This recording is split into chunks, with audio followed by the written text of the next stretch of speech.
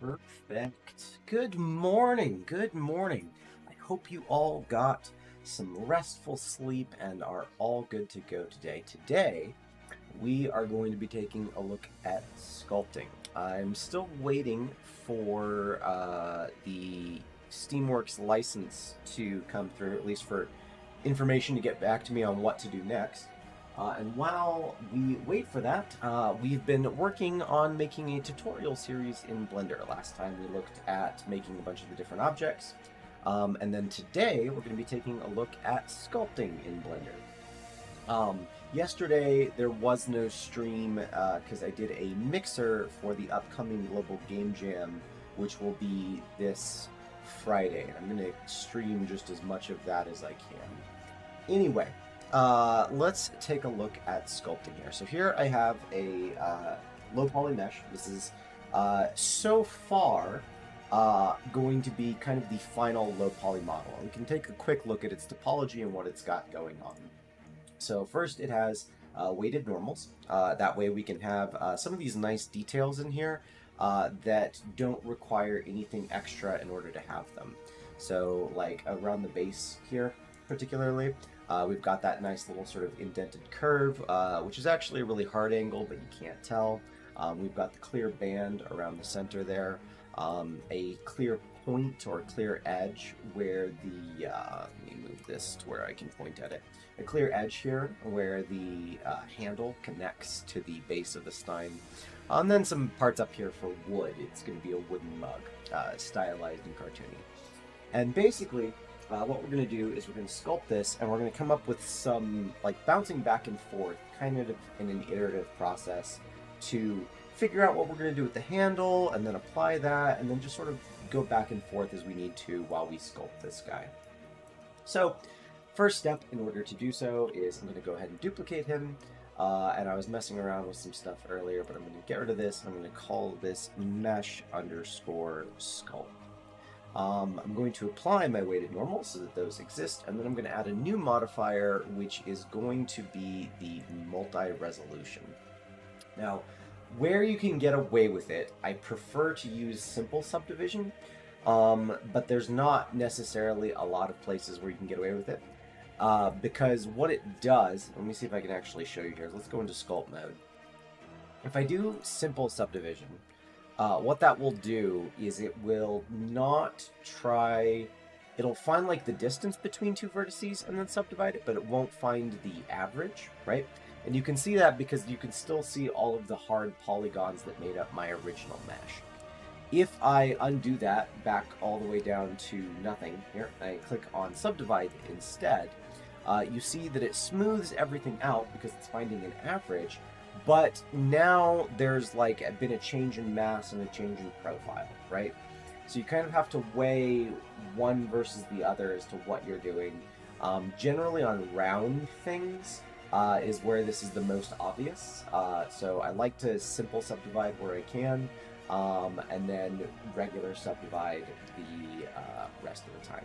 So I think what I can do, and we'll give it a try here, is I'm going to click the regular subdivide one time. I'm going to click simple one time, and then I'm just going to do regular subdivisions up the rest of the way. That way, really early on in the subdivision process, we sort of locked in a lot of our forms.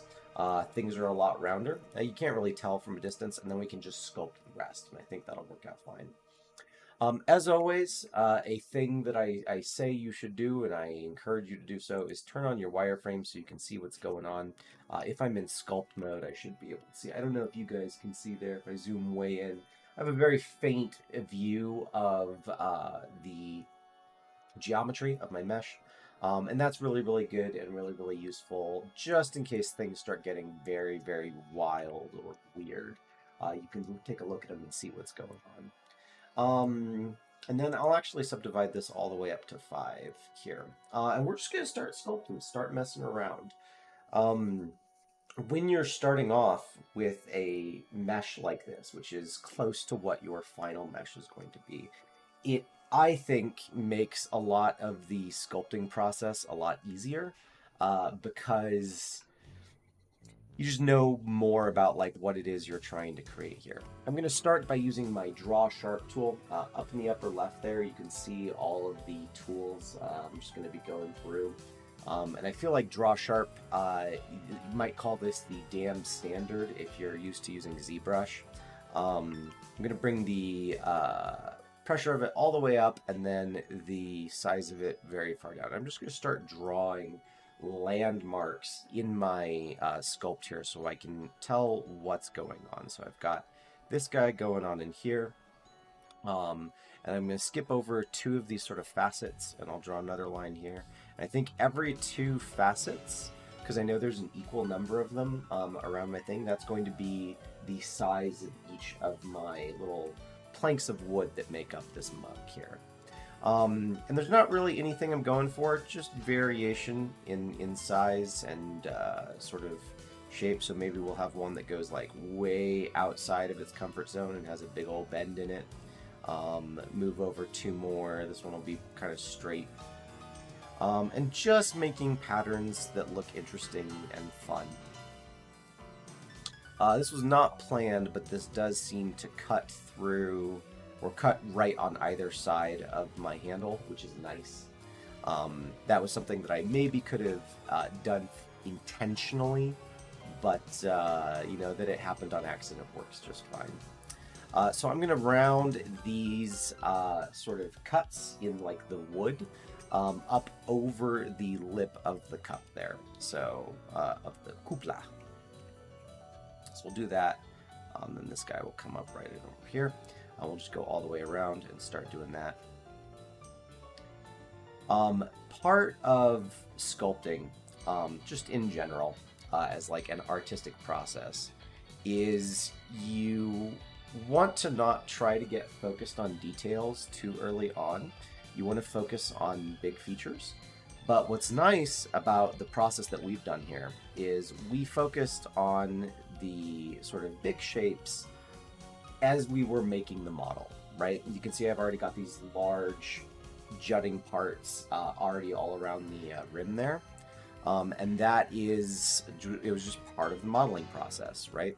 So there's a lot of the big shapes of this that are already kind of secured. Like I don't need to worry too much about what's going to happen to them.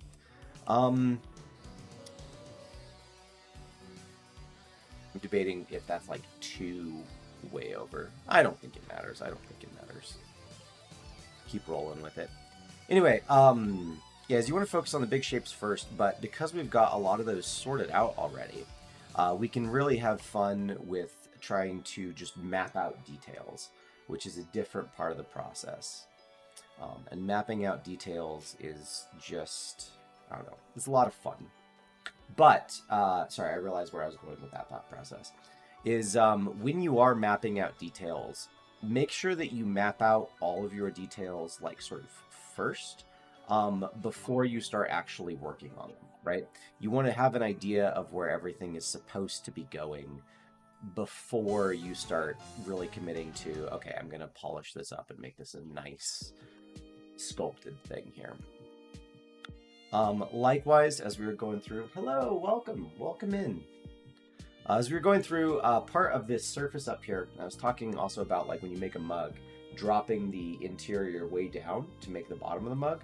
But if you do it like this, one of the things that we can make here is the surface of a liquid inside the mug, which is nice. So we'll go ahead and like cut that off just a little bit here so that we have a nice sharp edge in there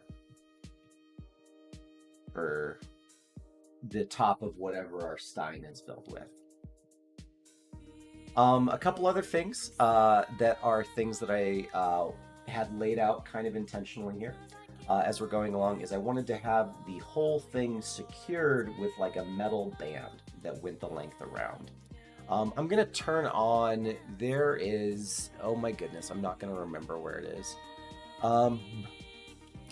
There is a button stroke, stabilize stroke.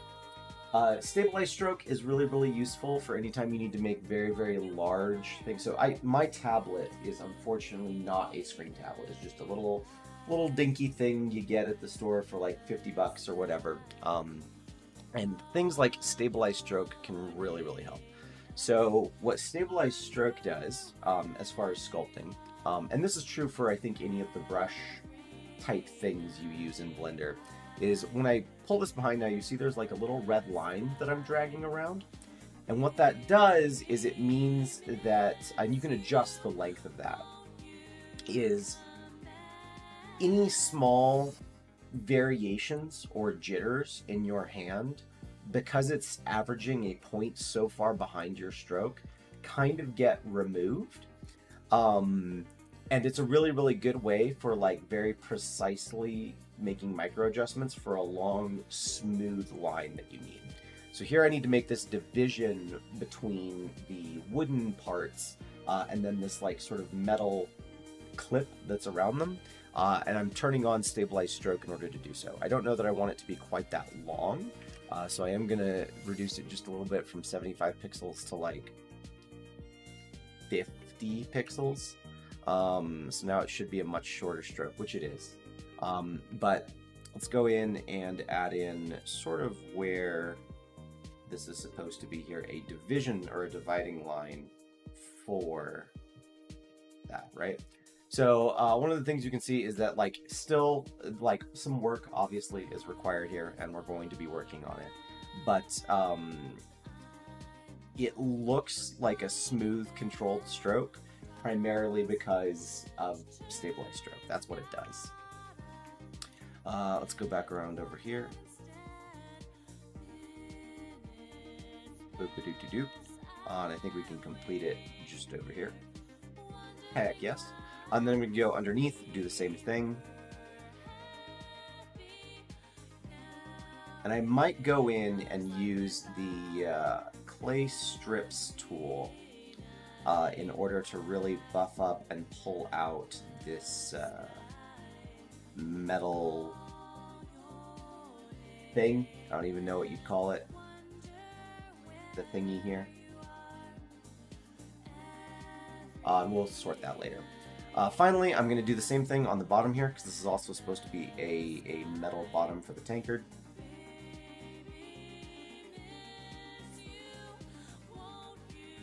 Thing right in here. Just like that.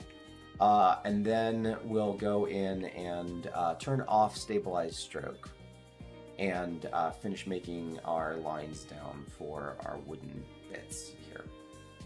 So, as a note, just again, talking about like sort of sculpting things to make your life easier, is if you are in a situation where you're sculpting something and you're going through and laying out all of the various details like this, if you can zoom out and it looks kind of like the thing you're trying to make it look like, that's a good sign, right? If you've laid out some landmarks and you're like, oh, that does not look right, if you work on those details and make them really, really shiny, it will still not look right. Something about pigs and polishing turds, I don't know. Alright, so I'm going to work on pulling this metal band out here. Oh, and actually another thing I'm going to do is I'm going to go in and I'm going to pull out, I might use just a bigger version of this same brush here to pull out this sort of edge, and I probably should have Stabilized Stroke on for this, but no, you know what, I am going to turn on Stabilized Stroke for this.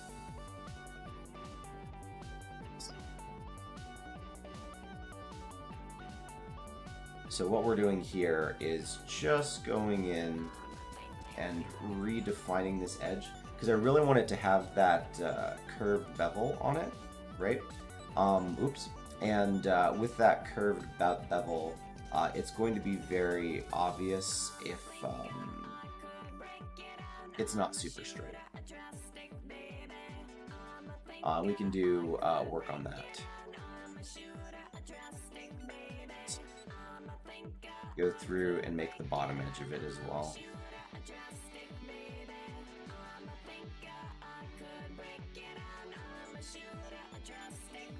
Heck yes, heck yes. Okay, perfect. That's a little extreme down there, but um, now then, when I was doing the original sculpt for this, I didn't have anything in particular mind for the handle. It just sort of is this, and I just hadn't thought a lot about it.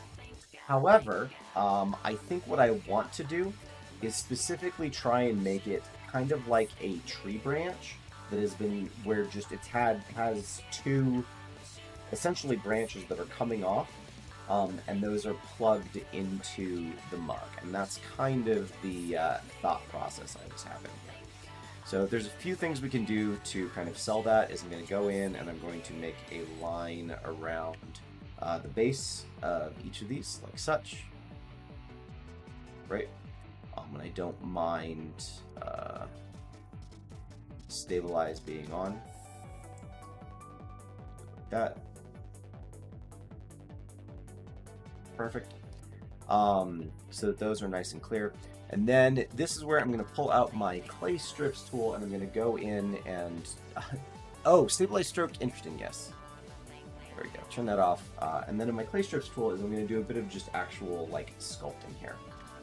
So one of the things is that 4 branches in general, because they're all growing upward out of whatever tree / object you're working on, right? Is this will be a very gradual type thing down here. So we'll sculpt that guy and make him pretty smooth. And then up along the top there is where it's going to be a lot more pinched.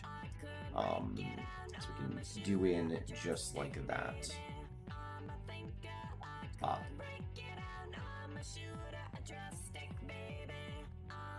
And then this is going to be... The other thing I'm going to do is I'm going to change the profile of it just a little bit using my sculpt, or my grab tool here. So it looks a little bit more consistent, just like that. And then we can pull this in and maybe add some, I believe they're called burls. I'm not 100% positive on that. But add in some like wrinkly bits down here. Right. Then we're just going to do the exact same thing up at the top there. So this, I'm going to take the inflate tool, kind of do it all down here, make this a lot bigger, and then it will get sort of a little bit thinner as it goes toward the top.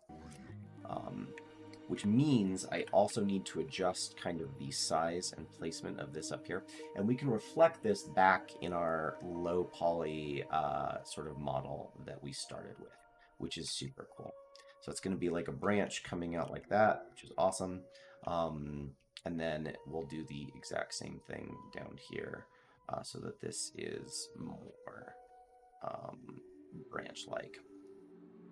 Then the rest of it is about kind of selling this illusion, if you will, which we have some nifty tools in order to do. And then this will be our branch. So one of the nifty tools I'm going to do is on these little branchlets here, is I'm going to pull out a mask tool, which is super fancy. And I'll probably, we'll do one down here. So I'll sort of do this and then just invert my mask, which is great. And now I can take just that and I can pull it out almost as if it were a branch that had been cut off, right? So now if I clear my mask, I've got this sort of thing going on, which is awesome. I might do one more other little branch up here. Also, I'm going to create that little crease, like I said, is supposed to be in trees where branches are formed.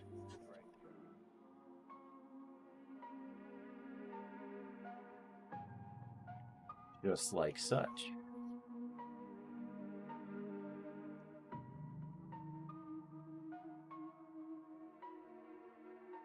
Pull this down here.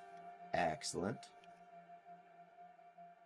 Now, so that if you ever see that, that is a question of backface culling, which I believe should have been turned on. But let's go through here and see if we can find. Here we go. So front faces only. By doing this, we're essentially turning it off. So, like, if you have something too thin, you might start affecting the faces on the other side of something, which is a topic we'll get to in just a minute here, because there's something kind of cool I want to bring up about that. But by turning this on, now there's shouldn't be any part so smooth where I can actually, or so thin where I can actually affect the back faces there. Add in a little bit more.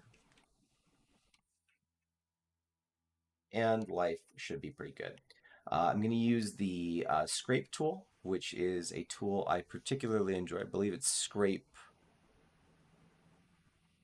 yeah, scrape slash peaks. Use this to sort of flatten off the top there like it's been cut off. We'll do the same down here. Again, this is all stuff that we're going to be hand painting probably tomorrow. So this will be sort of the branches, and I might do one more little like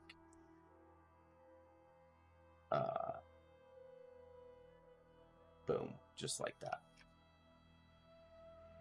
So now we've got these little like sawn off branches here, and various stuff. And this is going to be essentially the details of our mug.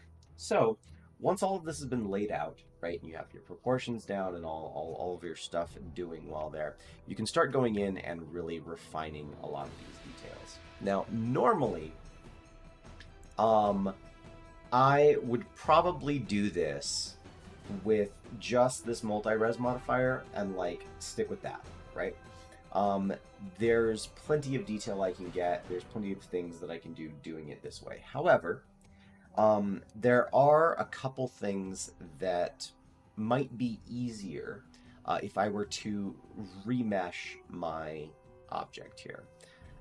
And I am going to do that. This is not necessarily something I advise doing, especially if you're like sculpting details that, I don't know. There's different reasons why you may or may not use a multi-res modifier or just remesh a thing over and over again.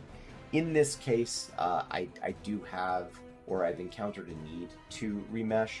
Generally, you should stick with just the modifier until you're like, no, I need it to be this way. So I'm just going to take this as is. I'm going to hit apply, go back into sculpt mode. And now what I can do is I can remesh it. But here's a fun tip for you. If you just press R, that'll give you your sort of remesh grid here. And so you can dynamically adjust the size of your voxels as you remesh whatever it is you're going to do. Likewise, top right up here, I can go into voxel size and I can use an eyedropper to pick out the voxels in an area or like see how something big is. And I can see that it's 0.01 meters is the size of my thing. So I'm going to click that. And you know what? I'm going to try just a little bit of adaptability or adaptivity. Let's see how it goes. And I'm so sorry, remesh needs to also be 0.01. And let's just see. Control R for remesh. How's that do? I just wish that the adaptivity in Blender was better, right? It's really, really, really solid in ZBrush. It is absolutely terrible in Blender. So generally, I would say turn adaptivity off, hit remesh here, and now we just have a nice, dense cuboid mesh. So let's start working on some of these details here. Probably the first details that I want to do and check out here are just these creases. So I'm going to do a couple things that are kind of fun. And this is honestly kind of the whole inspiration for today's stream, is just to show off this little tip here. So I'm going to go back to my Draw Sharp tool. And I'm going to draw a deep, deep crease in just this one thing the whole way around. Okay. Do the same all the way over here. Perfect. So now we have this deep crease that goes all the way around our mug, just sort of a deep trough, right? And what you can do, or some interesting stuff you can do is, and this is this is the exciting part here, right? Is I'm going to take this trough, I'm going to quick remesh everything so that it's really like solidified in there. And then I'm going to take a mask brush and I'm just going to mask this singular bit. Let me make sure my stroke is on sphere here. I'm going to mask just this stroke here. So the principle for what I'm about to do is that most sculpting tools work really well, or do all of their sort of math and effects really well, entirely based on the directionality of the viewport, right? So most sculpting tools do really well in terms of just dealing with things in sort of this axis, right? They tend to do less well when you're trying to, like, what if I wanted to make an angled slope and have that be a particular way? That gets much more difficult for sculpting programs to handle. The fortunate news is that you can use what a program is good at to do things in 3D sculpting that you cannot do necessarily in traditional media, which is I can take all of this, I can invert my mask, so now just that crease is selected. Oh, and you know what? I'm so sorry. Let me actually go through and I'll do the bottom here as well. And before I even do the bottom, let me deepen this one as well so that it's quite tucked in there. If I hit remesh, will that get rid of my mask? No, it won't, thank goodness. With that, we'll pull this and we'll seal that off as well. So do this, invert your mask, and then what you can do is it should be up here in the sculpt options. I have not been able to find it. Oh, there it is, hide mask, right? You have a hide mask option.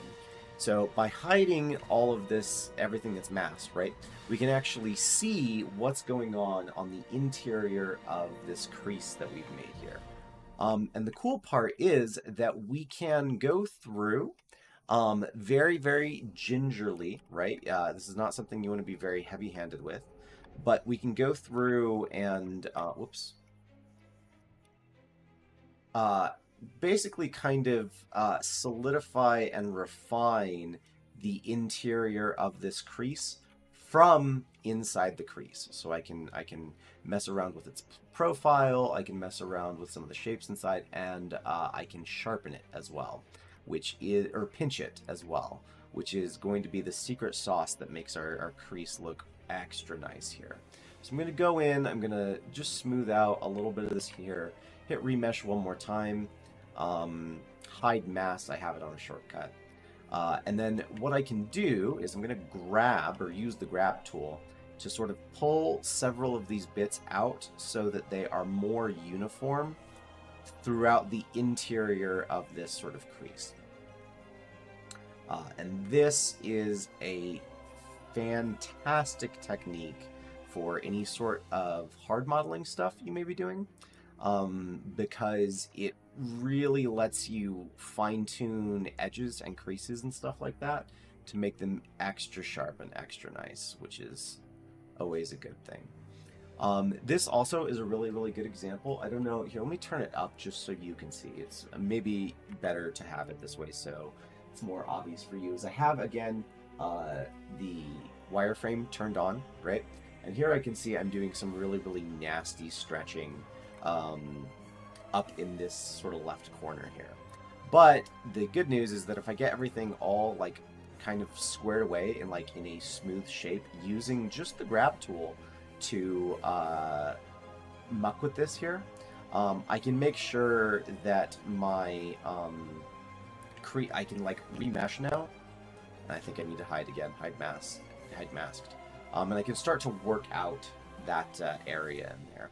Here we can see it's done really, really nicely up in here. Still a little jagged, still a little wonky. Still some stuff going on up in here. I'm not quite sure what it's trying to solve for. Oh, I just don't think it has enough geometry. Something you can do, let me see if I do turn on dynamic topology. It should yell at me, and it didn't. Interesting.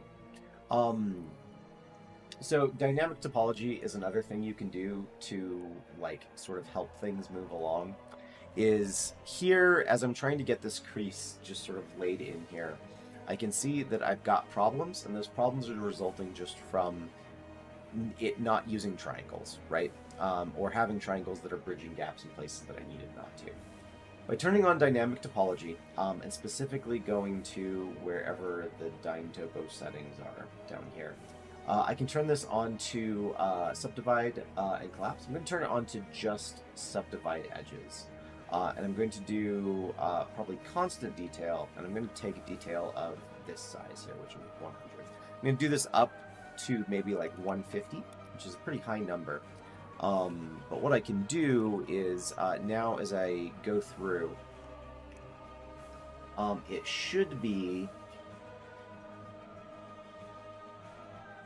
dividing. Hello, how's it going? This should be subdividing in here. I don't quite see why it's not, unless draw sharp is something that doesn't subdivide, but it should be.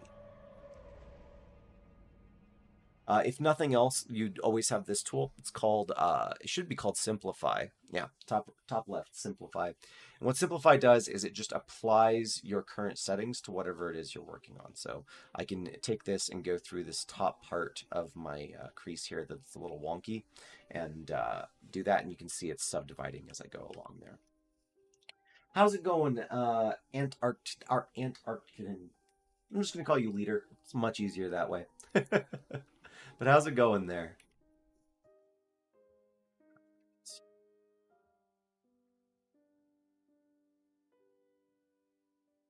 We're doing a little bit of sculpting today and some fun sculpting techniques.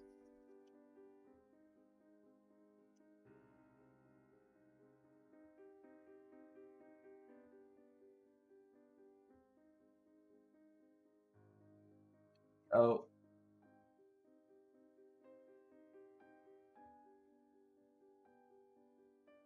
heck yeah.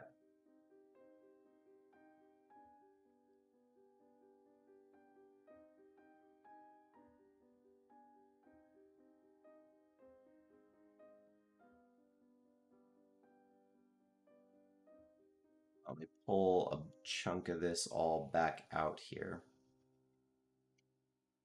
And then I'll show you sort of the secret sauce that we're going to be working with in a moment, which is the pinch tool, right? So like I said, pinch works really, really, really well when you're have your camera facing the details that you're trying to work on, right? But it tends to be, it would like have a difficult time dealing with a situation quite like this on the interior here. So what we can do is use this same sort of perspective we're going through here in order to pinch these vertices and make them really, really, really nice as we go through. I'm going to pop down to this lower one, do again just a little bit of smoothing and pulling them out so that I have plenty of room to work with. Heck yes. I I'm glad it's going well. There are many answers to the question, how's it going? And whenever someone responds with, it's going good, that is a good time. I've been on the receiving end of many times where it is not going good, so it is nice to hear. Perfect, so we'll take all of this. I'm going to remesh just one more time. Probably not with, I think I increased the resolution of my whole mesh by like a ridiculous amount. Let's see here. No, just that one section. I'm going to turn off DynTopo for just a second there, and then do the sort of standard remesh, which should, yes, perfect. Now, here is the fun thing to do here. Let me backtrack just a few paces here. Do that, take off DynTopo, remesh. Perfect. Hide masked, which is in my quick menu. Now, Here's the thing, is I'm just going to take the pinch tool, and I'm going to pinch the inside of that crease, and then the edges along either side. And by doing that, it should go from kind of this jagged thing to a really, really, really nice version on the interior. So we'll get here, and I'm just going to pinch, and I'm going to pull it all the way up so that it's nice and strong here. So this is being done again from the inside of where we want this crease to be, but this should on the outside, and we'll check in just a second, be creating a really, really nice effect from the outside. And we can double check in just a moment to make sure that that is the case. This is another really, really good time to use the stabilized stroke. Just to make sure that this is going super well. And it is a bit tricky here because I've got, I could do this in two different pieces, but I don't really want to. Just a little bit of laziness right there. Keep pinching that in the center.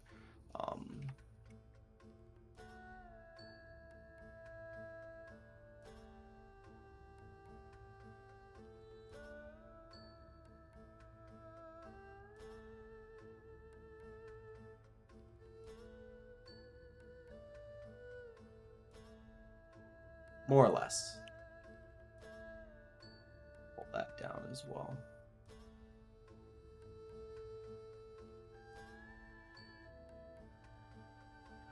So now we got that going on, and then I'm going to do the same pinch just on either side of this crease that we've made.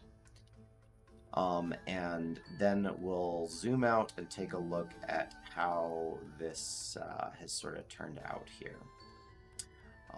Creases, cracks, things of that nature are really kind of hard to do in hard surface modeling or sculpting, I guess.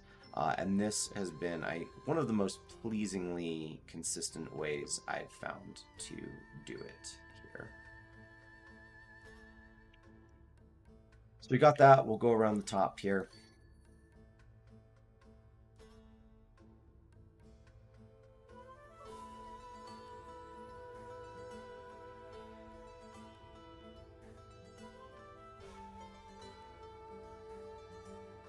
So I got a little bit unnecessarily fidgety on the inside, like trying to make it more perfect than it needs to be.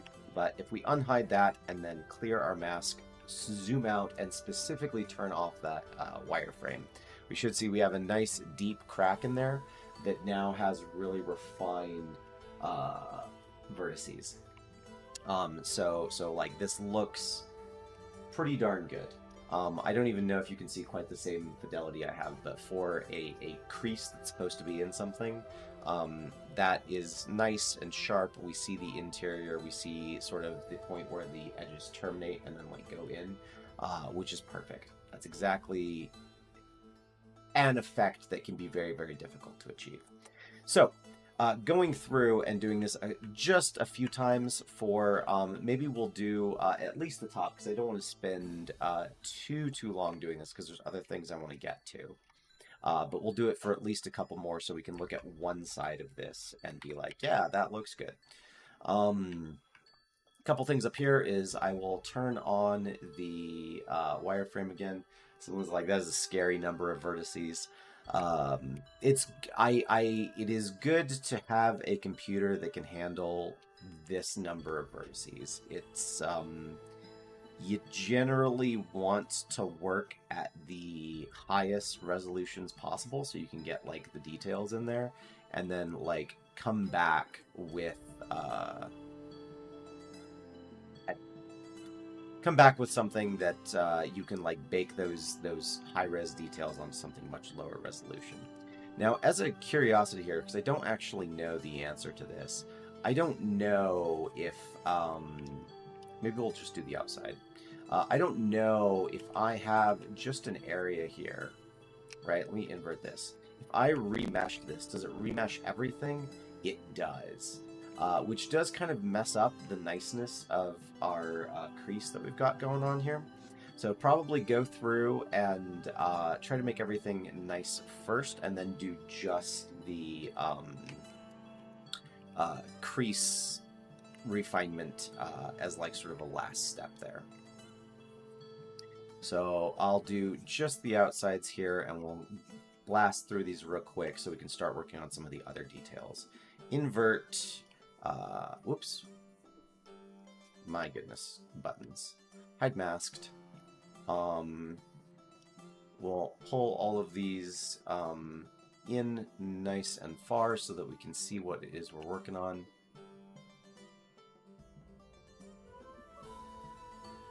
This, again, that's just deepening that crease really, really, really deep so that we can work on it without affecting everything else.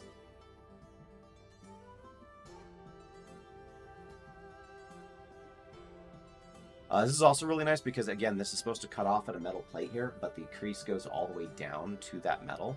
So we can make sure that there's a nice, harsh, like, right angle here, right? So that is the point where it sort of snaps off and stops, which is awesome. Hey, Stray, how's it going? How's it doing? How's your Wednesday? This, we'll just quick do the thing, remesh it again because I see an artifact in there, and then we'll go around and finish that for at least this crease and this crease before we work on the metal band here. So here, I'll take this in. Appreciate you guys, by the way. I don't know if I've mentioned this recently, but I appreciate you guys for tuning in like every time. Becoming a little game dev friend group here.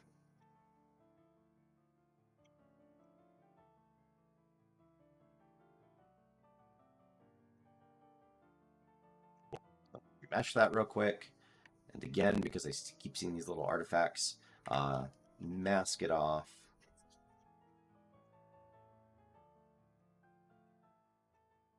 Invert, hide.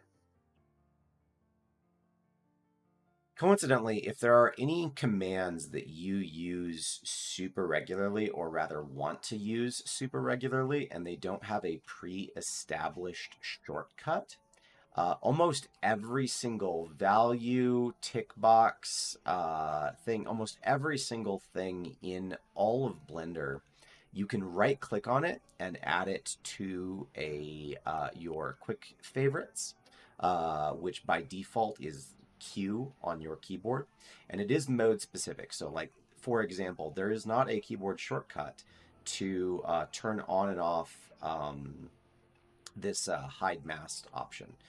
There might be, but I don't know what it is, and I don't know how to sort of access it. But it's okay because I can turn on and off hide mask because I added it to my quick favorites, and now it's just here. So for any purposes that I may want to use this, I easily can. It keeps ripping the mesh up there. So we'll do that, and we'll get this last one here, and then call it a day. For this part, that is.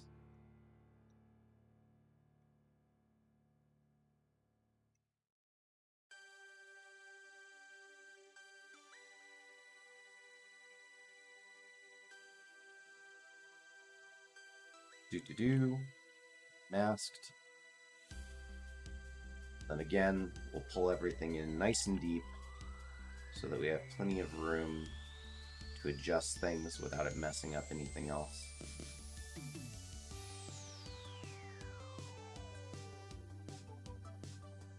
Conceivably, once you've masked everything, you could use another mask to pull all of this in evenly, which would be another way you could do that. But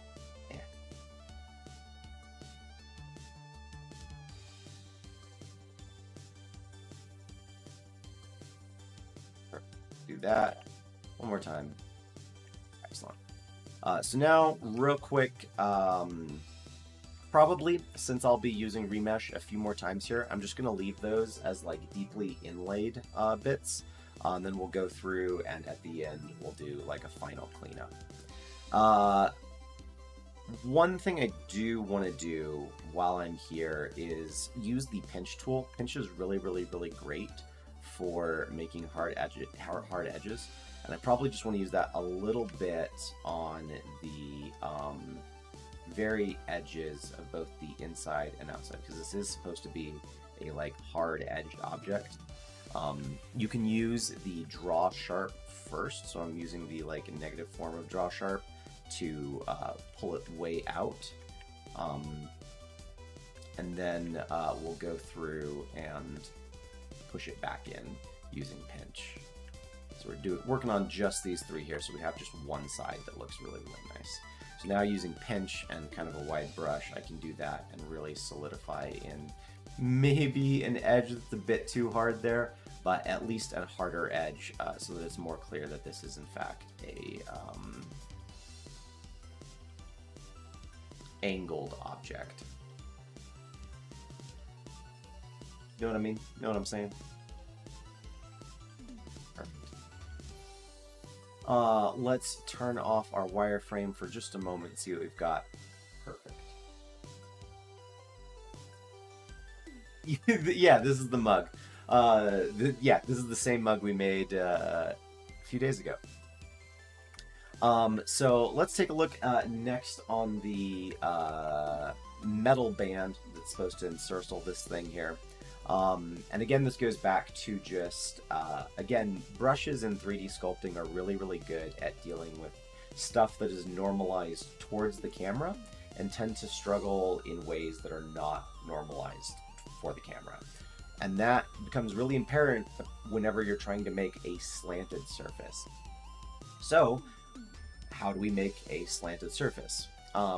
There is a couple things. First is I'm going to use the fact that things happen normally towards the camera very well to my advantage using the clay strips tool. And I'm going to do so with just clay strips going sort of back and forth, up and down along this section here. Right? So this is creating sort of that profile that we wanted here. It's not sharp. It's going to need a couple little adjustments here, but we can make sure that it at least stands out and is nice and noticeable from the direction that we're going to be looking at this thing from. So we're sort of working on doing just this area here, making this look pretty for the stream, right? So we got this, right?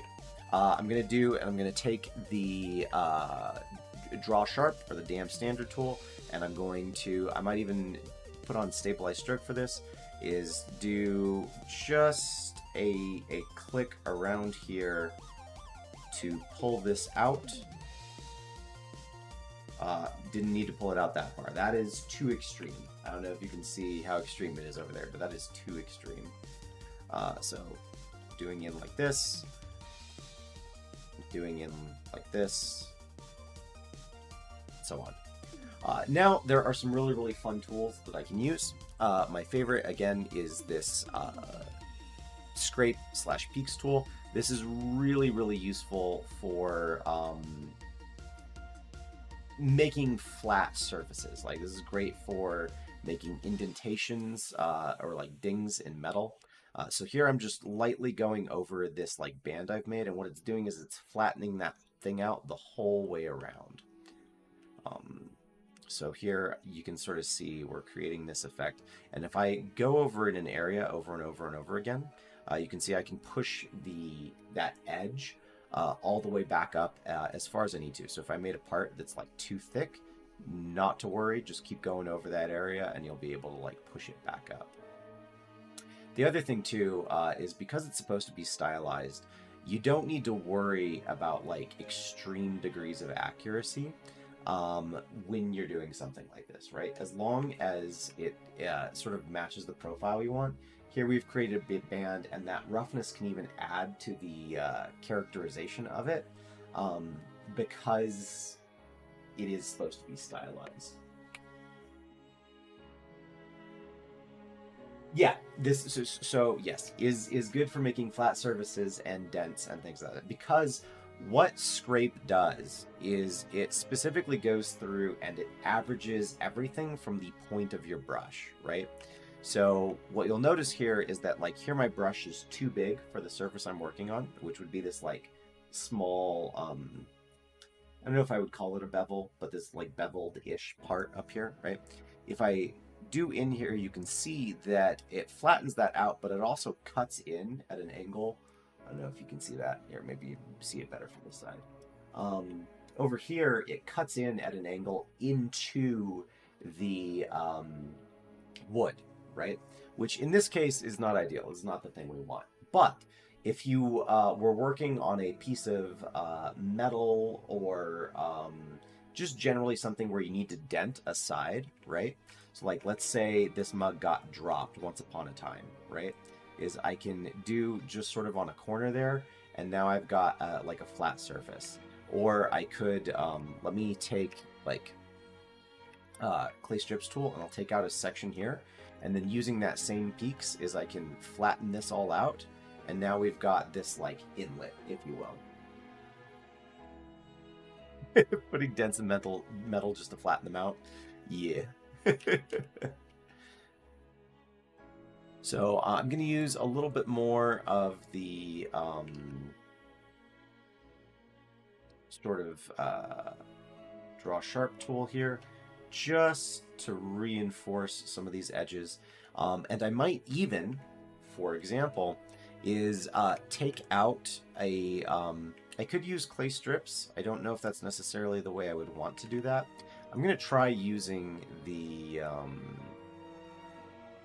scrape tool, and what I'm doing is I'm going along just this bottom edge here to essentially flatten out the point where it connects with this metal. Because one of the problems with things like Draw Sharp is that it does a like curve in that is gradual. I wonder if I could suppose you could do linear, but I just don't find that it works as well. Because linear is just very, very, very harsh, right? So what we're trying to get rid of here is this kind of like bump out, right? Which there's various ways to do that, but we'll worry about it later. Because the thing I wanted to show you, and the point of this, is that because tools are so good at this sort of normalized view plane, and like angled surfaces are hard, we need to get creative in order to create angled surfaces. And one of the things I want there to be on this mug is rivets, like these points where this is the metal where it's attached. So you might think, okay, the way I'm going to go about that is maybe I'll like use like an inflate tool or something in order to start creating something here and then like pull it out that way. But generally speaking, in 3D sculpting, it's always more useful to use like sort of the negative approach to things, which kind of requires a rewiring of your brain in order to make effects, right?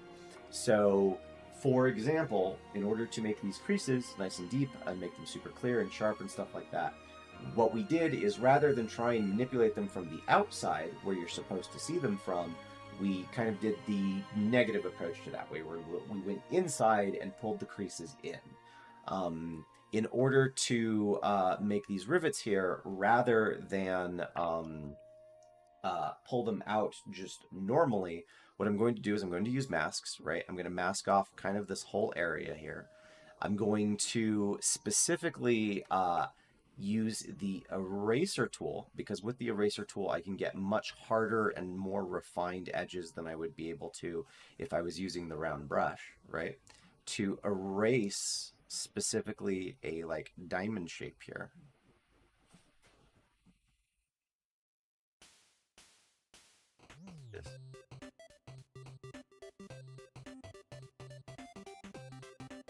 Trying to make it just a little bit more cozy in the middle there.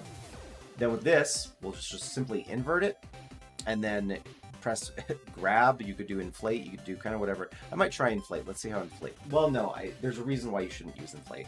I'm just going to grab this, and I'm just going to pull the whole thing out. Got to angle my brush here just a little bit. Boom. And now we've got this sort of rivet here. move it around just so it's nice, right? And like I said, we're still trying to combat the fact that working with angles is rough, right?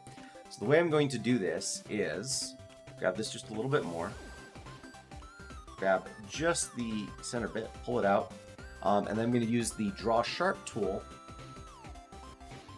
Use the Draw Sharp tool in order to create these kind of... oops. Let me turn off the stabilize stroke, and I'll also make it quite tiny to make these sort of lines, just like such. And we're starting to pull our vertices pretty hard here. Let me turn on the wireframe again. So yeah, our model is getting pretty stretched along here. However, going back, I can take my scrapes and I can start to like whittle this down into a nice flatter shape at the very least, right? And then if I just do that from kind of every angle here, let me relax those just a little bit.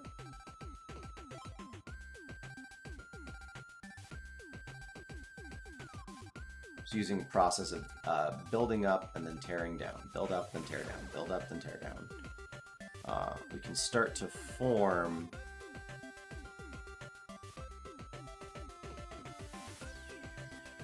this rivet here. And it's got a couple things. It's actually coming out maybe a lot farther than I need or wanted it to. So we can sort of pull that guy back in just a smidge here. And I can adjust the profile of it using just the grab tool to be like, no, you're supposed to look like kind of like this.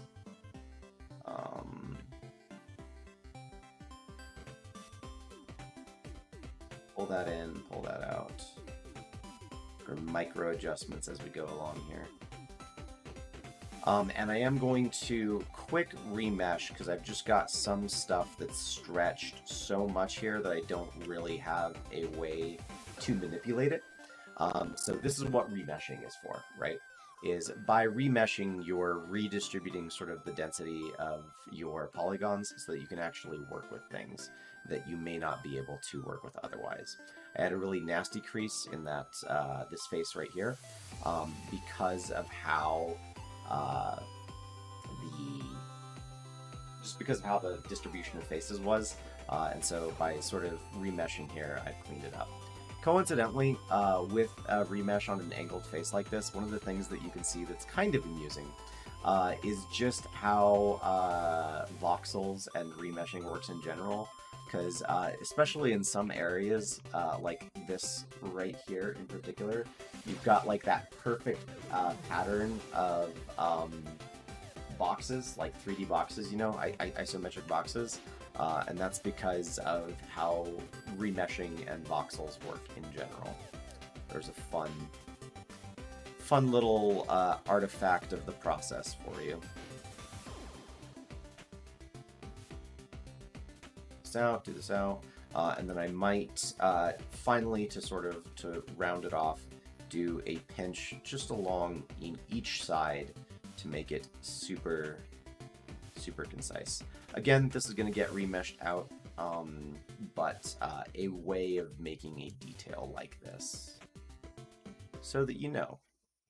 The more you know. Right? And again, we could adjust our profile for it, but it doesn't need to be perfect. That's kind of the whole point. Well, that's not the whole point, but that's what stylizing things is about, is that the more lifelike they are, the more you just should have used something realistic in the first place. And by something realistic, I mean like drowning in my words here.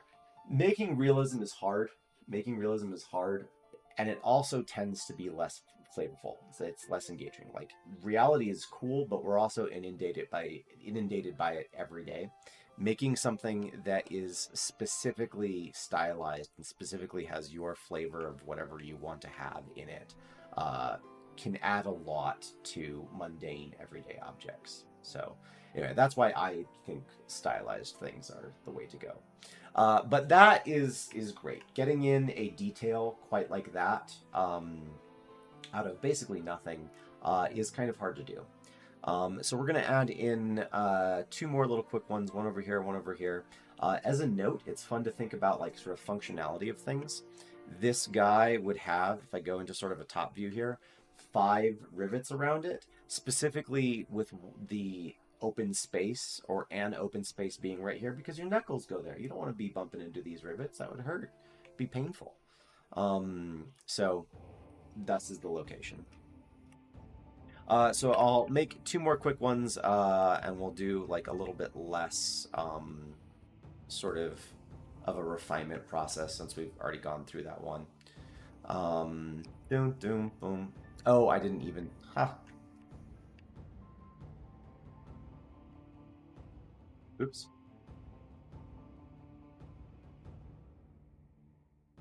Speaking of, if anyone has any questions about processes or sculpting in general, please ask. It is the whole reason why we're here.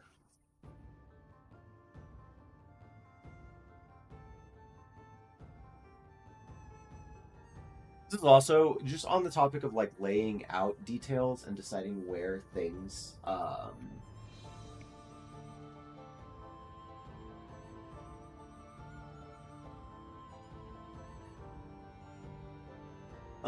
reality is really cool, but ask someone about the miracle of rain. Rain, somewhat unrelated to what you're saying there. Rain is really fun and it's a tricky problem in games, and I really enjoy dealing with how does one make rain in video games, because it's a problem.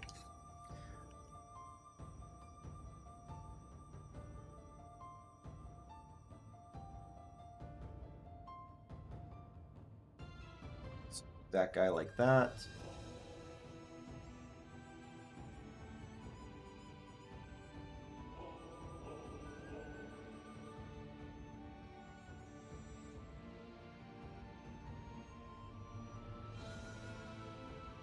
Ugh.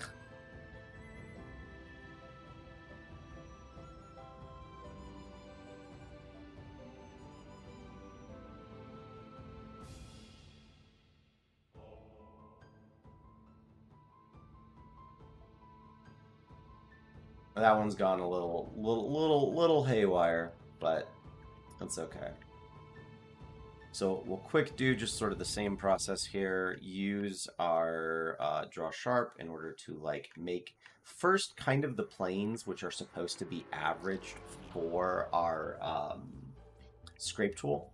And then once those are laid in, we can use the scrape tool and kind of align our camera to the angle of the face in order to like pare this down, right?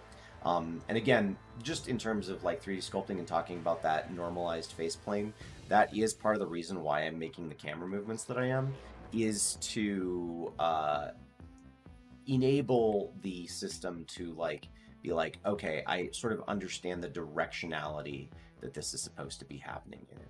And this is true for any sort of like sculpting in any program, is that you need to kind of baby it a little bit with your camera views as you go around, right? So we'll take all of that, and I'm going to move this around just a bit to like sort of redistribute the mass. Give it a quick remesh. Do a little quick sort of profile editing, and then we'll call it there for those. And then there's some other things that we can adjust and dip into here.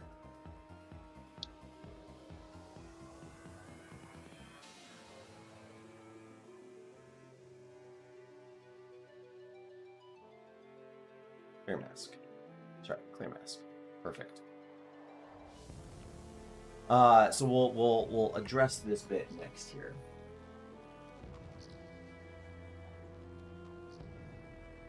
So, oh yeah, so on the topic of rain and snow and stuff like that, it is correct. Weather effects are kind of a tricky problem, and they're a tricky problem because in reality, if you have like rain, for example, you've got actual individual droplets of water that are falling through the sky, and they land and they bounce and they have all sorts of effects on things around them as they go through that process, right? Simulating literally millions of raindrops at a time, all with their own physics and everything, would be just a sort of untenable task. Like you just shouldn't be doing it. You couldn't do it. There's a lot of reasons why it's not a good idea. So what's the solution? Well, for things like rain, there's a couple options that people have come up with over time that are pretty clever. And some of those options include, I set this to linear. I just don't like linear. Sharper, I just feel is absolutely the way to do it. Anyway, two solutions, or a couple solutions, is one, make rain a complete post-process effect that happens on your camera and nowhere else, right? So just there's like basically a movie of rain happening to your camera, and that's it, right? It's tricky though, because that causes problems, especially when you're moving, that you don't get any sort of sensation of moving through the rain. You can tell that it's very flat. Second option is to put a flat plane in front of the character that has the same sort of post-process effect on it of rain, except for now we can sort of see rain out in the world, and it's much more convincing in terms of like having stuff happen. You do need to make sure that that rain effect is not visible to any other players. But if you hide it, that's a really, really convincing way to do rain, and that's a way that a lot of games do it. I've done rain through actual particle simulations before, and what you have to do when you do that is, which is kind of my preferred way to do it, it's the most expensive, but when you're doing it that way, what you have to do is you have to make sure that rain happens kind of in a rain cloud just over the character, which is awesome. The comics where there's the person who's like depressed and they're going around and they've got the rain cloud over them, you literally do that. And that creates that, like, lets you have sort of physics-based rain, but it's in a small area that sort of terminates. And as long as everything else is wet, the player can't like run outside of this effect that is following them, so that they just assume that it's raining everywhere. I'm trying to think if there's another way you could do raindrops.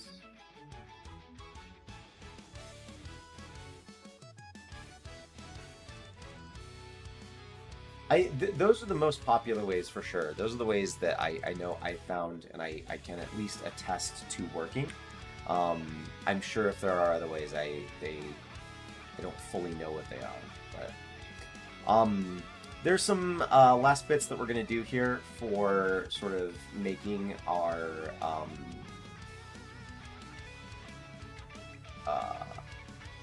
little snapshot of our mug here. To make it nice and pretty. Again, we're just worrying about this sort of section here, because I don't think we have time to go over the whole mug tonight. How do you make rain with particle simulations? That is heavily dependent on what thing you're using, right? So like the way you would make particles in Unreal is different from the way you would do particles in Unity and Godot and all sorts of different things. But touche, Stray, touche. Anyway, the way you would do particles, and the way I like to do them in Unreal is basically make an elongated sphere as an alpha. Give it a transparency so that just the alpha is, or just the shape is sort of maintained. I suppose you could do it with like an object or something like that, but that seems no. Use an alpha, and basically you give all of them a like one bounce physics thing. So which does mean that they need to run on the CPU, but I don't know, depending on how efficient your game is, that's not really a problem. It can be, just so we're clear, but have essentially just these elongated spheres fall randomly around your character, have a 1 bounce off of the ground, and then destroy the particle. And with that sort of physics interaction, because they're being destroyed quickly, you can also have a lot more of them than you'd be able to otherwise, right?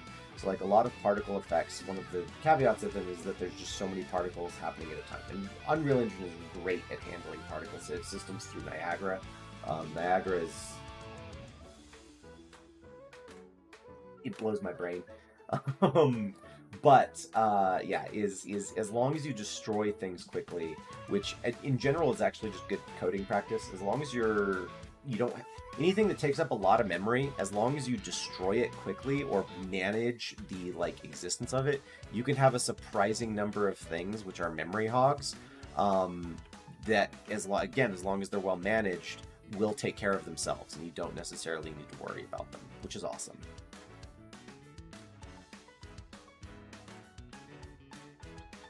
Still laughing at that straight.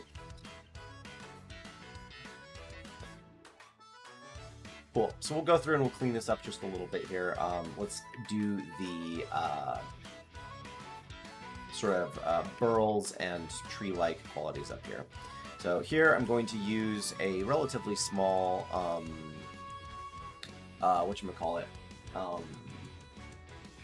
a relatively small clay strips brush to just start adding in details and kind of adding in parts to these branches that are reminiscent of how trees grow. One of the things about it is that they kind of ebb and flow, and I'm imagining like very sort of standard trees here. Standard trees being things like oaks and just big, large trees, is that they'll do it in like kind of veins or shoots, for lack of a different description here. So here I've gone in. Clay strips is really good for a lot of different things. One of them is making like tubes and channels. So here I've made by going just little strokes all around here, I've kind of made a like outwards tube, and I can essentially go in here and do the same thing inwards and make an inwards tube. So that it looks like it kind of comes in just like this. I can go over it a couple times with varying degrees of strength here.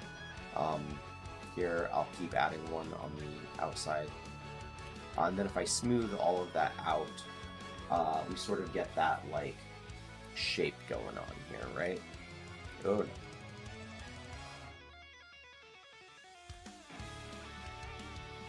Just by overlapping and sort of going back and forth through how you've gone through and made these, you can create some really, really convincing effects. So here I'm using a very, very light draw sharp in order to add that in.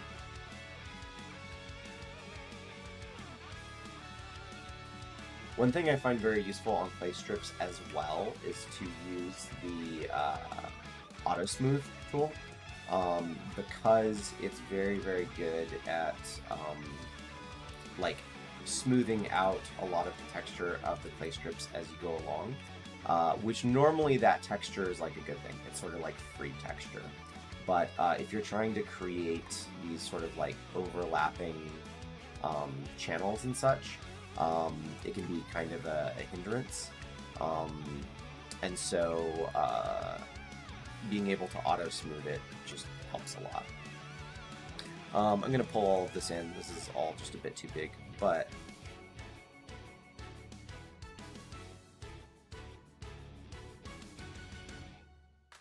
oops. That is a thing to be careful of.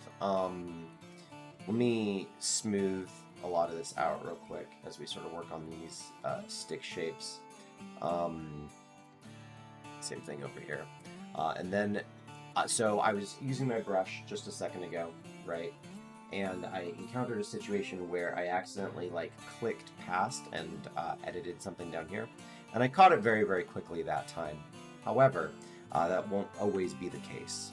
So it frequently is a good idea. I'm going to come down to my lasso mask, and I'm just going to select big swaths of this guy like this. Whoops.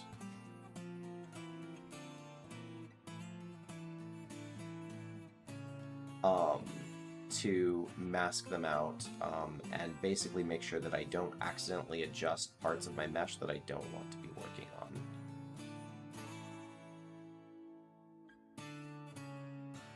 I truthfully don't use masks enough when I'm sculpting.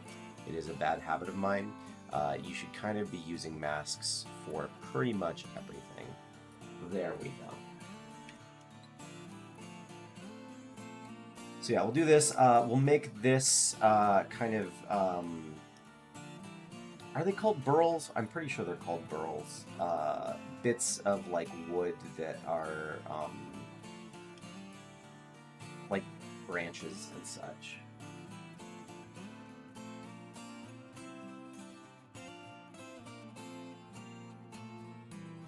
Oh, that would be so... That would be super useful. I have no idea how you would go about even, like, thinking about implementing a feature like that, though. That would be so cool, though. That would be super duper cool. Stray mentioned the idea of what if you had a tool where you could select or even mask just part of something, and then like selectively undo just that part, which would be crazy awesome. But the difficulties involved in determining that would also be like crazy high. That would be a difficult programming problem, to say the least.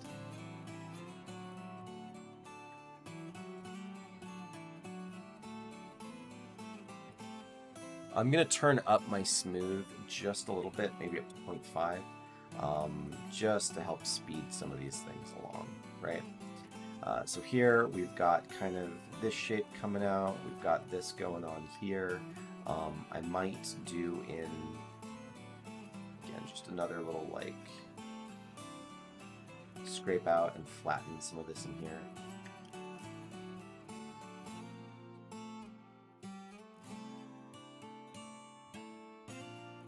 Trees are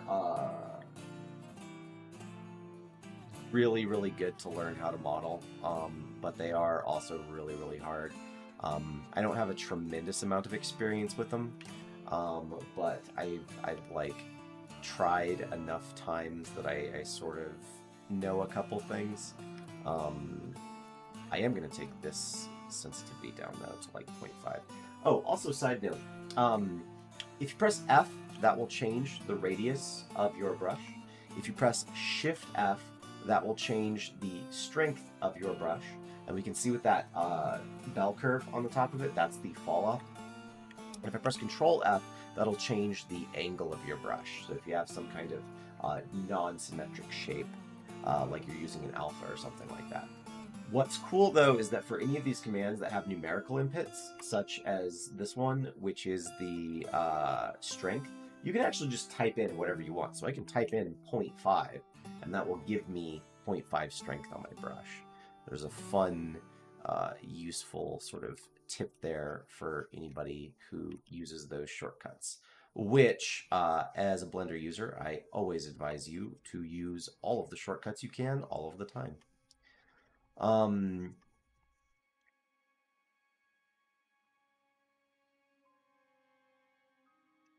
So here we'll adjust this just a little bit more as well. I kind of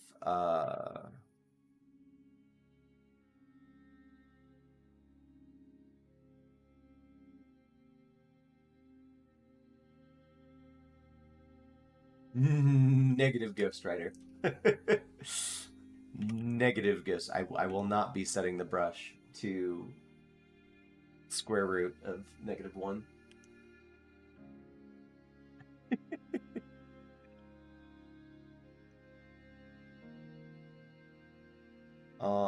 Let's take this whole sort of thing out just a little bit here.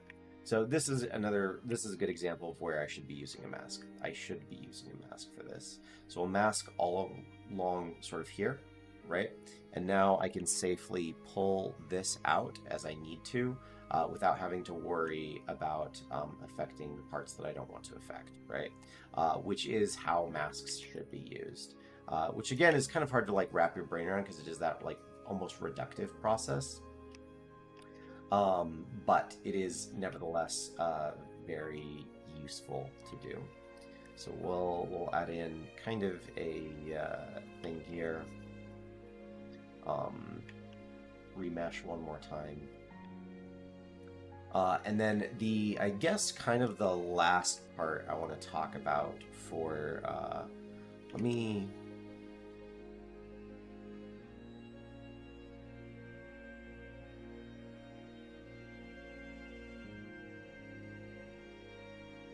do just a little bit more.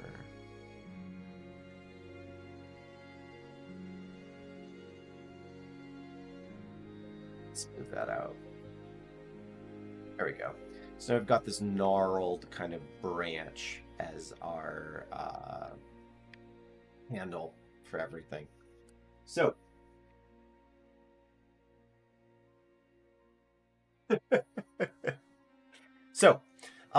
finally, with all of this done, and let's assume that we've gone in and we've cleaned some things up. I might actually do those final lines again. We didn't really touch anything down here. And we didn't really touch anything over on this whole side of the mug, right? And that's just in the interest of time. But I'm going to go back in. I'm going to clean up just a few of these lines, specifically using the pinch tool. And then we're going to take a look at like some finishing touches on just how to finish up a sculpt like this. I might go in and I might do one more time here on sort of just around these bits down here, right? Or actually, I know exactly what we'll do. I know some finishing touches. But I'm going to take the clay strips tool and I'm going to do with full hardness. I'm going to do a kind of ring up here. And then I'm going to spread that ring out just a little bit, like such. This is to create the effect of kind of like bark that's been like chopped off, and then you've got the bark around the edge, and then the like interior softwood. And we'll do the same thing down here. We'll do that. We can be a little bit messy with this because we're about to go in and polish everything, so that's fine.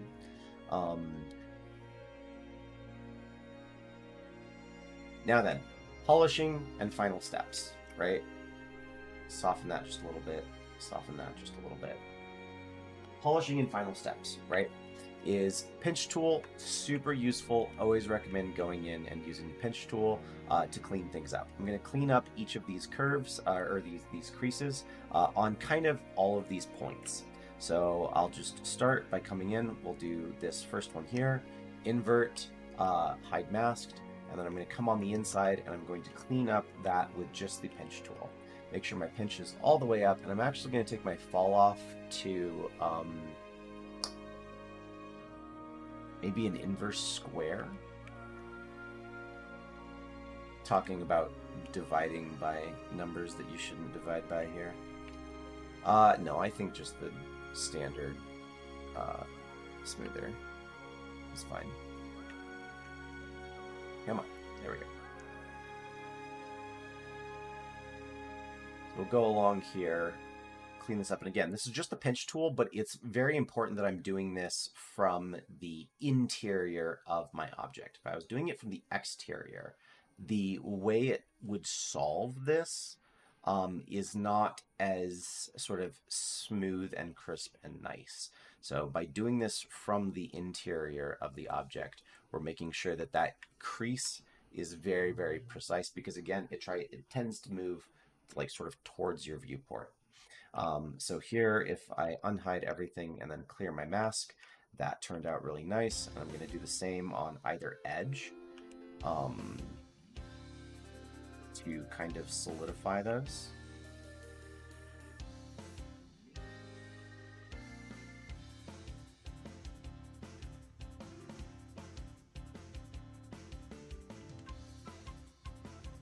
Perfect. So we've got that. We'll quick hit these other visible creases. And we'll go through, and essentially we're just going to do this process to several bits of our mesh. And tightening up those lines like that will help a lot. I don't actually...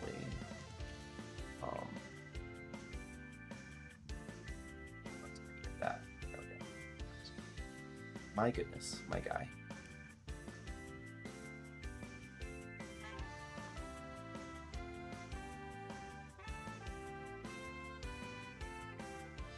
There we go.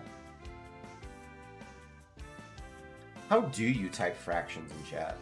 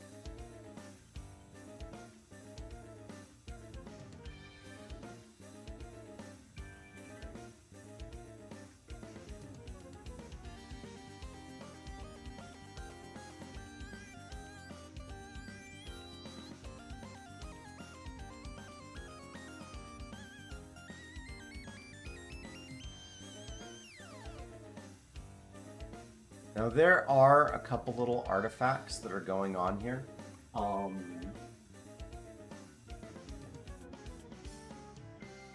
Really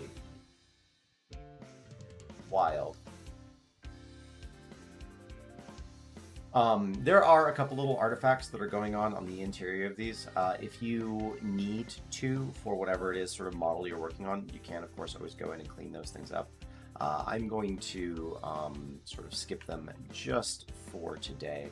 And part of that is, and again, it depends on how like precise this model needs to be, right? So this is a mug. This is intended to be a prop on a table. I probably don't need to be even as precise as I'm being right now with how it looks sort of in the end for exactly that reason. Like if it's going to be a like small prop that is in the background and is not a main thing, don't sink this much time into it. But on the other side, or the flip side of that coin, if this is like the legendary chalice, the legendary drinking mug that has been sought for generations and is going to be featured proudly on the box of your game, maybe spend a little bit of time on it. Then we can go in and we can do, again, just sort of the same thing on all of the parts, right? So here, cleaning up this, I can do the exact same thing. Invert mask, hide what's masked, and then just sharpen this, right? Again, using just the pinch tool, I can create these nice lines, basically for any sort of division in my mesh. So I'll hide, clear mask, and that looks pretty okay, right? Here we've still got sort of the like hard, sort of ruffled part of the top of the metal, so that's fine. Here we can do this, and we can do, we don't have to go inside for a lot of these because we've already done them from the outside. So I can pinch that, just light pinches sort of on all of these outside bits. And again, as a small detail, I don't mind also pinching from the outside of this because it's not a deep crease. It's in fact quite a shallow one, right? So that amount of pinching works just fine. And you can go back in with things like the scrape tool in order to flatten out these variations caused from your pinching, right? So here, if I come out, you can see that there's like sort of a divot where that is. A very small one in the lighting, but it is something that you can kind of even out if you need to. We'll do that, run along here. going along here, here. Boop, boop, boop, boop.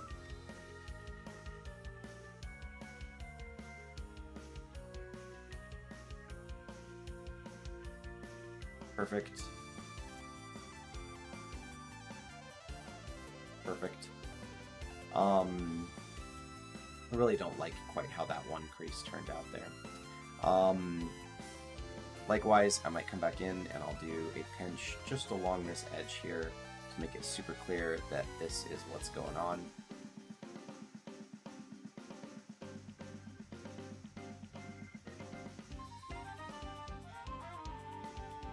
Right. And so, and I think probably what I'll do is I'll hide kind of all the parts that we just didn't touch, really.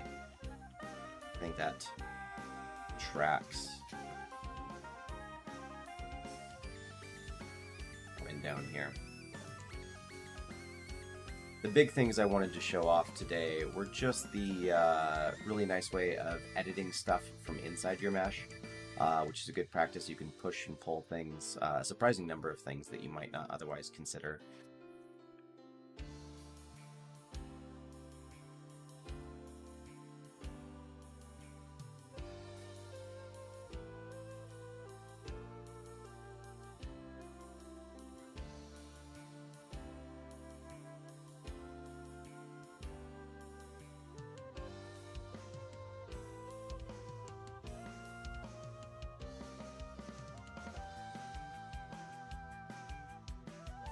And then hide masked.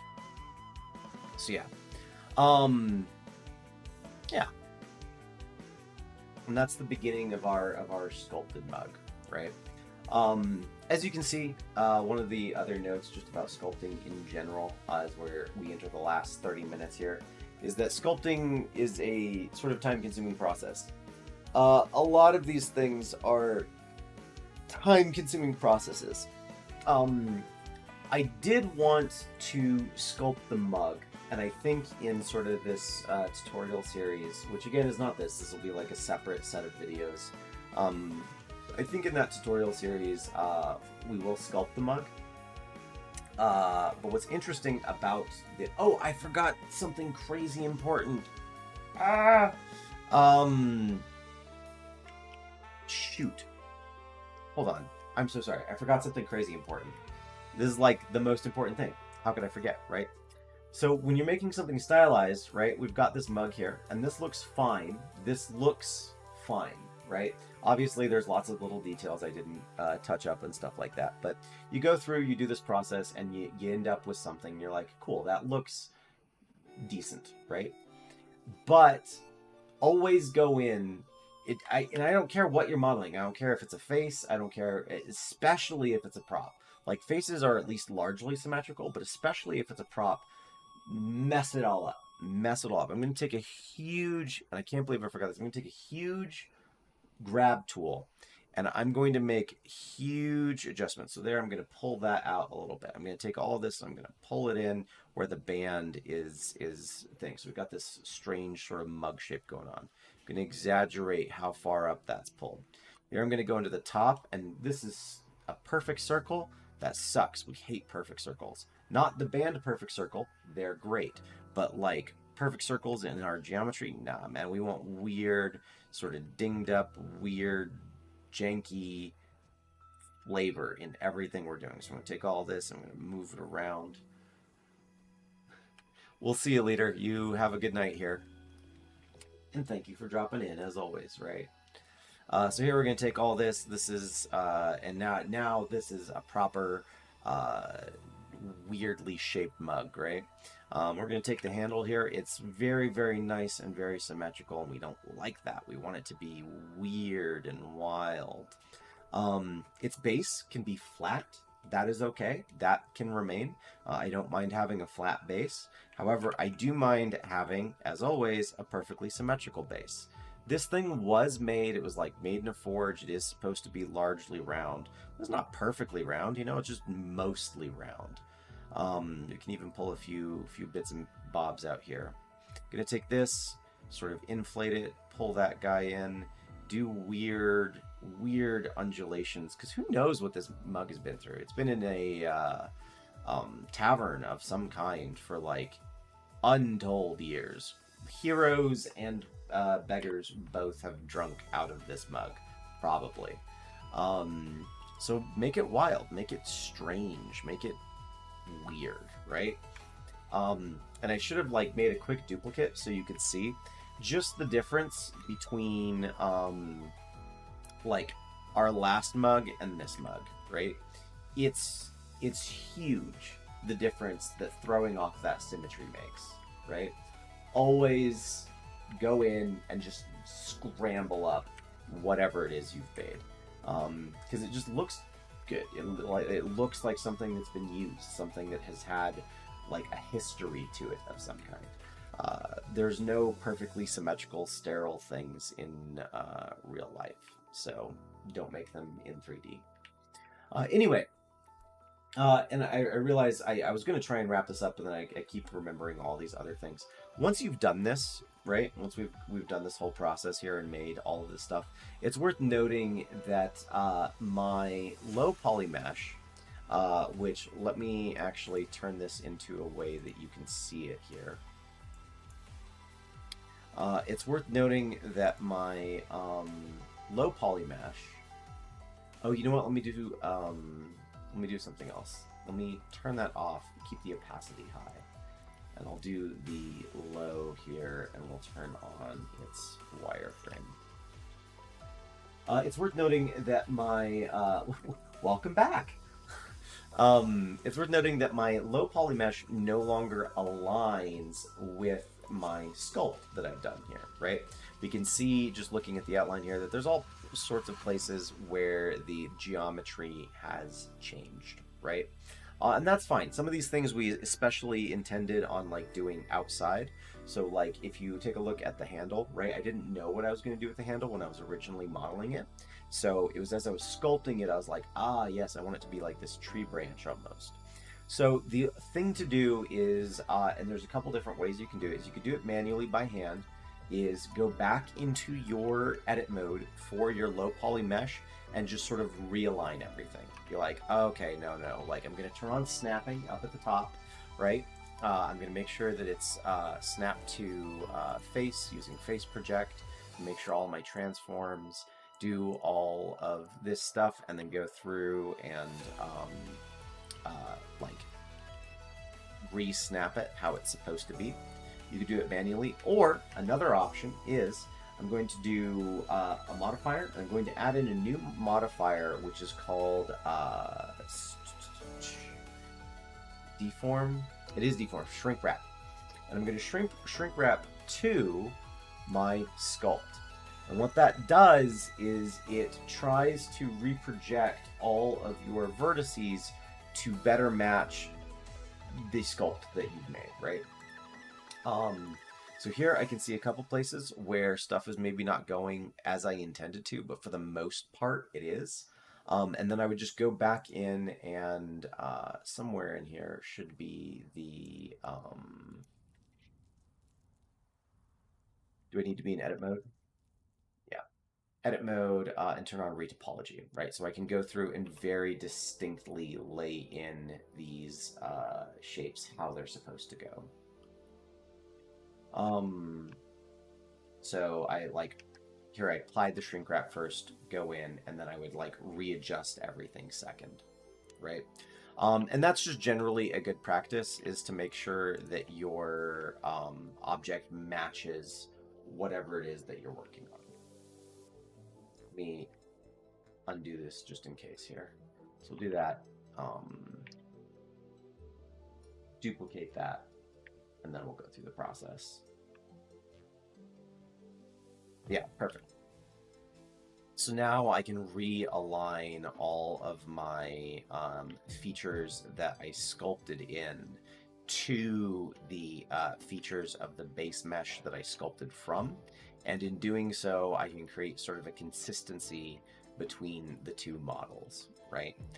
So that when I finally go to bake these, which might be what we are doing tomorrow, assuming I still haven't heard back from Steam, Their speed is about what I would expect any large company's speed to be. Um, uh, the thumb is great.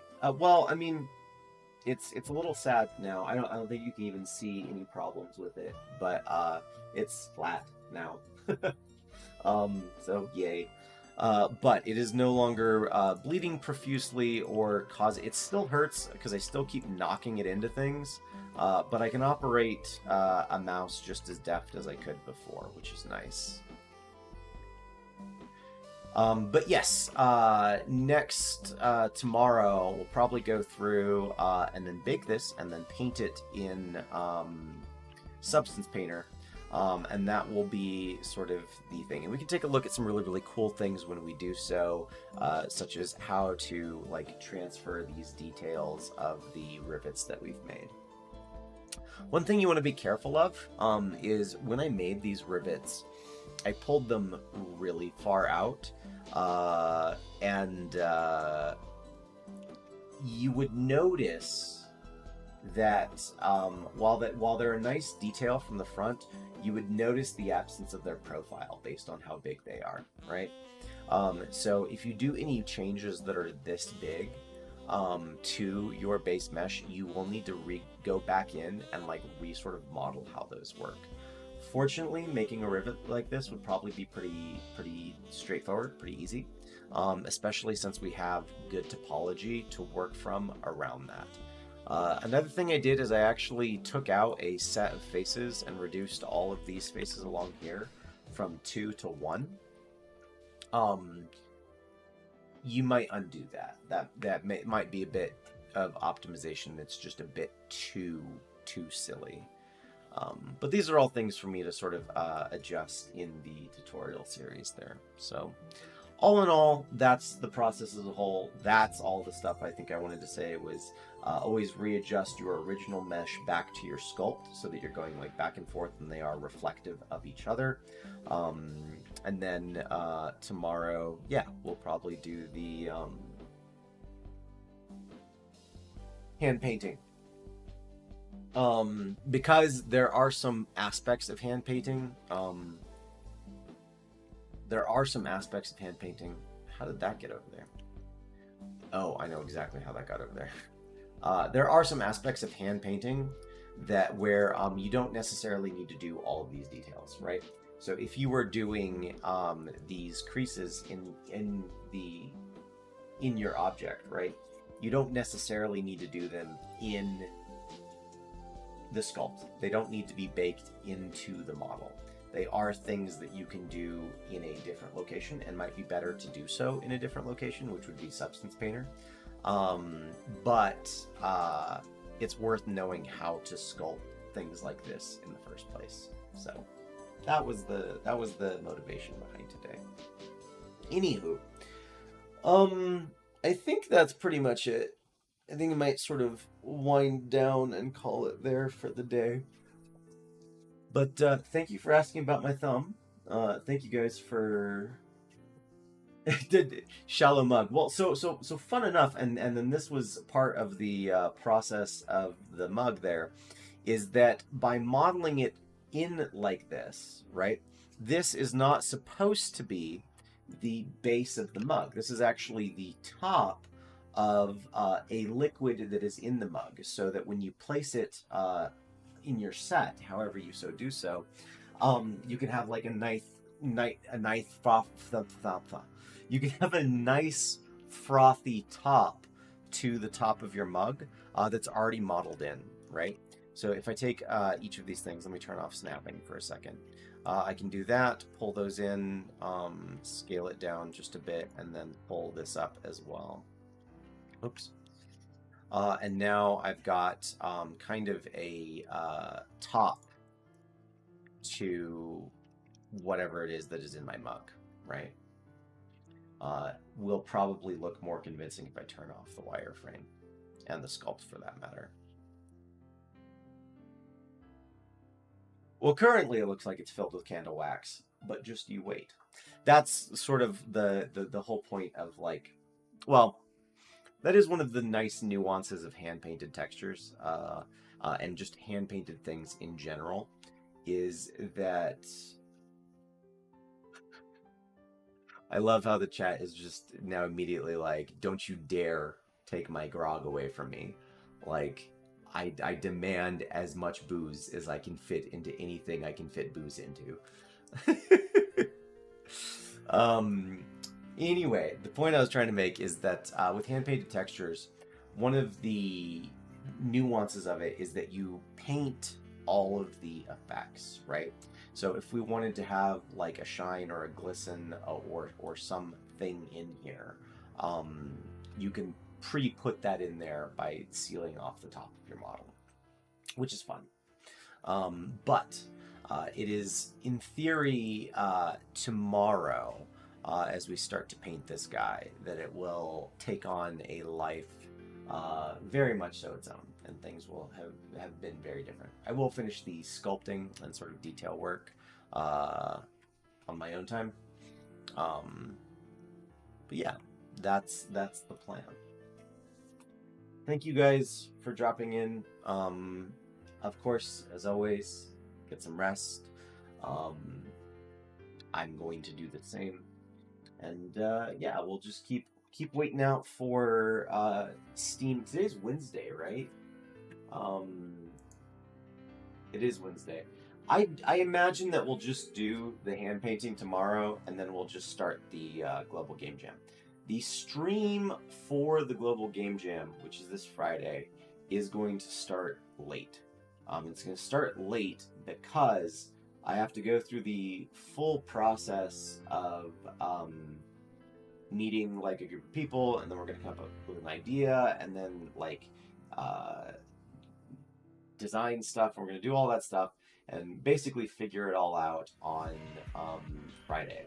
And it's once I know what the theme is and what I'm going to be making and what my role in whatever team I end up with is going to be doing, then I will begin streaming. And then we're just going to stream and work as much as humanly possible over the next 3 days and have a good game jam. So that's the plan for that.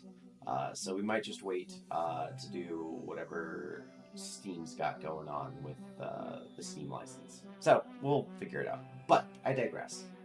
Thank you guys for popping in. Get some rest. Have a good night. And I will see you guys in the morning here.